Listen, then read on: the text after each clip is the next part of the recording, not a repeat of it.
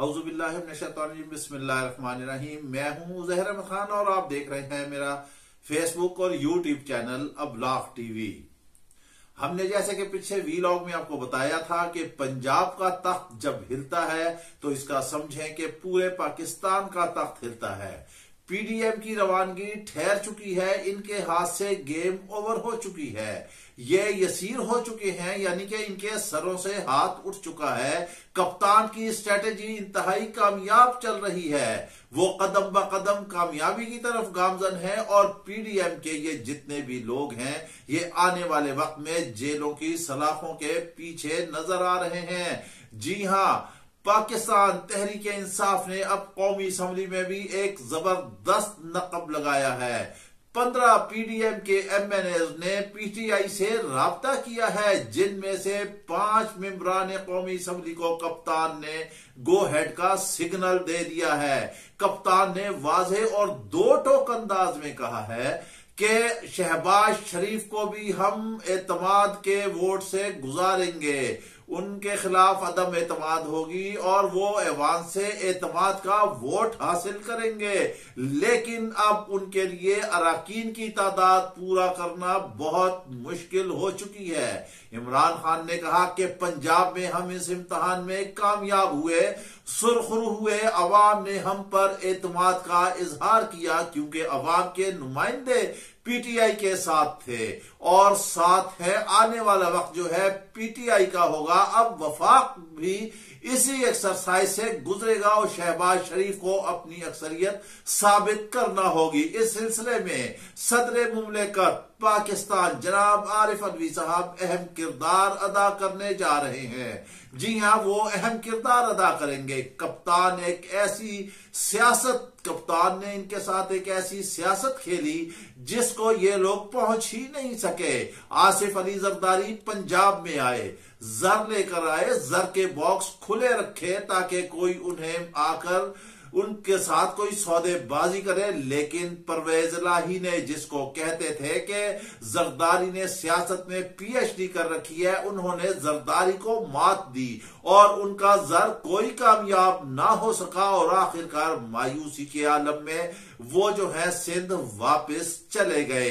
अब असल कहानी क्या है? अंदर की कहानी ये है कि जब ये भानुमती का कुनबा जुड़ा, जब ये पीडीएम में सारी जमातें रंग बरंगी, ये मिक्स अचार, ये दाएं बाएं, ये तांगा पार्टियां इकट्ठी हुई तो इनमें बाकायदा मुआहिदा हुआ था। जी हां, मुआहिदा क्या था? मुआहिदा ये था कि आने वाले इंतखाबात में पंजाब में पीपल्स पार्टी को अहम नशिस्तें, अहम हलके दिए जाएंगे, लेकिन इनमें फिर फूट पड़ गई क्योंकि हम शुरू से एक बात ये कह रहे हैं कि रिवायती मुखालफीन हैं, ये कभी भी इकट्ठे नहीं रह सकते और आखिरकार फिर वही धोखा हुआ क्योंकि जरदारी आने वाले वक्त में बिलावल को वजीर आजम देख रहे थे, जबकि नून लीग नवाज शरीफ मरियम नवाज को वजीर आजम देख रही थी, लेकिन इन्हें शायद ये नहीं पता था कि इस मर्तबा इनके साथ सियासत के एक ऐसे खिलाड़ी का मुकाबला है जो इन्हें किसी चैन नहीं बैठने देगा। गो के रजीम चेंज के तहत इमरान खान की हुकूमत को गिराया गया, उनको हुकूमत से निकाला गया, उन्हें ऐवान से निकाला गया और जिस दिन वो ऐवान से बाहर निकले उस दिन सिर्फ एक डायरी लेकर निकले थे। बड़ा कुछ काम किया इन्होंने, स्पीड पाकिस्तान ने बड़ा एहतसाब किया, कप्तान के गिर्द घेरा तंग किया, लेकिन कुछ भी ना मिला तो वही घड़ियां जो घड़ियां कभी सीधी करके दिखाते हैं, कभी उल्टी करके, कभी दाएं कभी बाएं, के तोशा खाना से ये घड़ियां कप्तान ले गया। जबकि कप्तान कहता है कि मैं तो पैसे देकर लेकर गया, जरदारी और नवाज शरीफ यहां से तोशा खाना से गाड़ियां निकलवा कर ले गए हैं, इनका बहुत बड़ा जुर्म है। और आने वाला वक्त ये नवीद सुना रहा है कि जो भी करप्ट है, डाकू हैं, लुटेरे हैं, लूटर हैं, फ्रॉडबाज है, मनी लॉन्डर है, मुल्क को लूटने वाले हैं, खजाने को खाली करने वाले हैं, ये सब के सब जेल में होंगे, ये बिहाइंड द बार होंगे और इन्हें सजा मिलेगी और सिर्फ सजा नहीं मिलेगी, इनकी सियासत भी खत्म हो जाएगी। इन्हें कप्तान की सियासत का समझ ही नहीं आया। हम बात कर रहे थे सदर मुमलिकत की, सदर मुमलिकत अहम किरदार अदा करने जा रहे हैं। वो कहेंगे वजीर आजम से कि अब वो एतमाद का वोट ले, लेकिन फिर वो वोट नहीं लेने पाएंगे, क्योंकि जैसा कि हमने आपको बताया है कि 15 अरकान असम्बली ने जो है पीटीआई से राब्ता कर लिया है और 5 को कप्तान ने गो हेड दे दिया है और इसमें अभी मजीद नकम लगने जा रहा है। इधर से सिंध के बल्दियाती इंतखाबात है जिसमें बिलावल भुट्टो, नौवारिद सियासतदान, वजीर खारजा, जिनका कदम इतने मुश्किल हालात में, जब सिंध पूरा डूबा हुआ था सैलाब में, हजारों लोग खुले आसमान के तले मर रहे हैं शदीद सर्दी से, उनके सरों पर छत नहीं है, खाने के लिए कुछ नहीं है, कोई इंतजाम नहीं है और जनाबे वाला बैरून मुल्क दौरों पर है। और अब वो आए हैं, अब वो कहते हैं कि हमारा मेयर जो है हमारा हैदराबाद में पीपल्स पार्टी का होगा, नहीं तो मेयर कम से कम 100% पीडीएम का होगा। लेकिन हम आपको यहां ये खबर दे देते हैं, हमारे जो इंतहाई करीबी दोस्त भाई और हमारे उस्ताद जो इम्तियाज भट्ट साहब है, उन्होंने कहा है कि अगर यहां पर कोई धांधली ना हुई और कोई इंजीनियर्ड काम नहीं हुआ तो जमात इस्लामी की फतेह वाज़े कराची में नजर आ रही है। नेमतुल्लाह जीतेंगे, फतह से कामयाब होंगे। इलेक्शन कमीशन ने भी तहफ्फुजात का इजहार किया है और उन्होंने कहा है कि इलेक्शन तो कल ही होने हैं, लेकिन बल्दियाती इलेक्शनों में सूबाई हुकूमतें जो है वो मुदाखलत करती हैं। अब यहां जरदारी, बिलावल एंड कंपनी और वजीर आला के कारिंदे जो है वो बल्दियाती इंतखाबात में मुदाखलत करेंगे। अगर मुदाखलत नहीं करते तो यहां से इनका सफाया हो जाएगा। कौमी असम्बली में जैसे ही कौमी असम्बली टॉपल होती है, खत्म होती है, पंजाब जा रहा है, इसके साथ ही केपी की असम्बली भी चली जाएगी, तो क्यों कर मुमकिन है कि सिंध असम्बली भी बचेगी। हम जा रहे हैं इस वक्त जनरल इलेक्शन की जानिब और वहां कप्तान का जो पलड़ा है वो भारी है, अवाम जो है वो कप्तान के साथ है, क्योंकि इस भानुमती कुनबे ने इस अरसे में जो इन्होंने कहा था, जो इन्होंने सब्ज बाग दिखाए थे, जो रजीम चेंज वालों को इन्होंने कहा था कि हम जमीन आसमान के कलावे मिला देंगे, लेकिन ये कुछ भी नहीं कर सके। महंगाई, बेरोजगारी, हर तरफ ही बेरोजगारी, इनके अपने इदारों की ऐसी खौफनाक रिपोर्टें हैं महंगाई के हवाले से कि सिर्फ इंसान अल अमा ही कह सकता है। मईशत तबाहाल है, डॉलर जो है वो बेकाबू है, जो मामलात हैं डॉलर्स के खजाना खाली होने की वजह से सब कुछ बंद है, जिंदगी बचाने की अद्वियात तक नापैद है, हत्ता के एलसीए जो है वो बंद है, कैंसर जैसे मूजी मर्ज तक की दवा जो है वो इस वक्त अवेलेबल नहीं है। इंतहाई कीमती जिंदगियां जो है खतरे में है, लेकिन इनके जो है कान पर जूं तक नहीं रेंग रही। हैरानगी की बात यह है कि वजीर आजम पंजाब खुद भी इस मूजी मर्ज का शिकार है, लेकिन शायद उन्हें एहसास नहीं है, क्योंकि उनके नीचे तो सरकार का जहाज, सरकार की गाड़ियां, सरकार का पेट्रोल, सारा कुछ मौजूद है। फिर दौलत बेतहाशा है, चाहे खजाने को लूटा, चाहे अवाम को लूटा। 30 साल हुकूमत की, इनके तो इलाज ही बैरूने मुल्क होते हैं, इसलिए शायद उन्हें इस चीज का एहसास नहीं है कि गरीब अवाम भले तड़प तड़प कर मरती रहे, लेकिन अब वक्त बता रहा है कि अब इन हुक्मरानों के तड़पने की बारी आ रही है और ये तड़पेंगे।